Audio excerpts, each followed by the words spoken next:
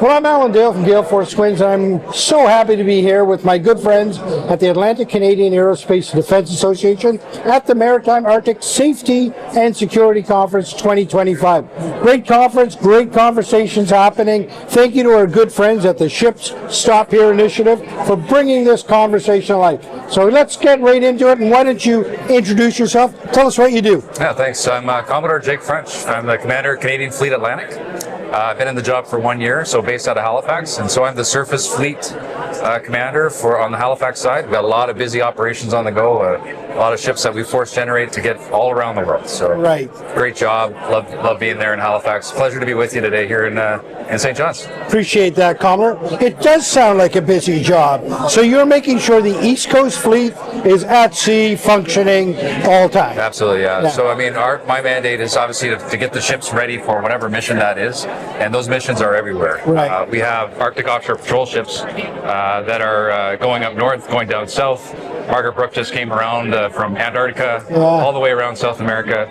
I have a ship built in Quebec that's on mission downrange under CJOC command and with Carrier Strike Group off of Australia for Talisman Sabre. I've got a ship heading to NATO right now, it's HMCS St. John's. I got 2 ships on the way to NATO to join Mine Countermeasures Group 1 in the Baltic, 2 Kingston class vessels. So we're a busy fleet. The people are always chomping at the bit to get to a mission, but even though we're based in Halifax and even though we're looking after the domestic side here, our missions are everywhere. Right. Yeah. I mean, what you just described there is a dream for a young person that's looking at a career. Absolutely.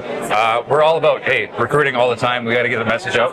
Not a lot of people in Canada are aware of what people do in the Navy. They see the ships, they might see, sort of a symbol of it, but they're not exactly sure what the occupations do. We're always trying to make sure that message gets out there. It's a great, fun career, extremely rewarding, extremely technical. You learn skills that just do you well anywhere, and you get to see the world. So, yes, my plug for Navy recruiting today, absolutely. How long have you been in the Navy, Commodore? I've been in for 31 years. I joined in 1994. And I went to Dalhousie University under regular officer training plan. Are you from that part of the world? I'm kind of from a bit of everywhere. I don't want to get into my hometown story. It's a bit too long for this. Okay, yes. But I joined in St. John and went to Dalhousie regular officer training plan, and I've been a surface maritime surface officer, now naval warfare officer for 31 years. Wow, and a rewarding career for Absolutely, absolutely love it. It's good to be back in Halifax. It's good to be back on the East Coast. Last time I was posted here I left in 2012. Though I've come to Halifax many a time, this is my first time posted back since 2012. So It's good to have you in the conversation. It's all about Arctic, about safety, security. Talk to me about the importance of the Arctic to you. I was fortunate enough to actually be posted to Joint Task Force North as a deputy commander, and live in Yellowknife for 3 years. 2020 to 2023, sort of COVID, and then just kind of getting over COVID, and so it really experienced, the sort of the subarctic, and living up there is really interesting. Only 120,000 Canadians up there. Compared to big centers down here, and it's so unique, it's so different, and it's so vast, the Arctic. And so when I look at it from a Canadian perspective, it's emotionally attached to most Canadians, an idea of what it means. Looking at it from the government's perspective, to maintain the sovereignty, also very important to us in the military. From a military and an operational strategic perspective, it's just absolutely vital that Canada has a role up there, that Canada continues to put up military presence up there, that we practice in that environment, we're good in that environment, we exercise our sovereignty there. And I think that's what the Royal Canadian Navy was shooting for, with the introduction of the Harry DeWolf class that we have now 6 of, or going on 6. And but it's in so many other ways. We just need to be able to operate up there as Canadian forces. We need to be able to operate up there along with us other allies and the communities that are up there. So the Arctic is so important. And if you look at it just from, as we've discussed this morning, the geopolitical tensions, in a time of, great power competition, the Arctic becomes an interesting spot, which isn't separate from a lot of those tensions, whether that be Russian aggression in the Ukraine or Russia not in the Arctic Council anymore. So that's an interesting geopolitical space, I think, as a region.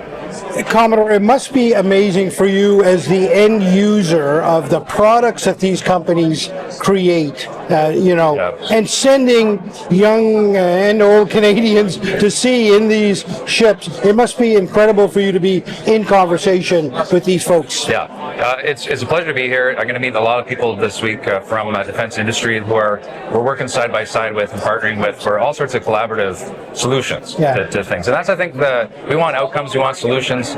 Sometimes as Department of National Defense or Navy, we're not always super clear as to what we want. Sometimes they ask us and we're getting around that. So these types of forums are a great chance to kind of compare notes, collaborate, get ahead of things. And, we need to be innovative as a Navy, and with our Navy sailors and officers be innovative, but we need to do that with industry partners, and we need to be aware of some of the solutions that are being worked on to different capabilities that are coming down, the pace of technology change. You're talking about artificial intelligence and what that means to the Navy.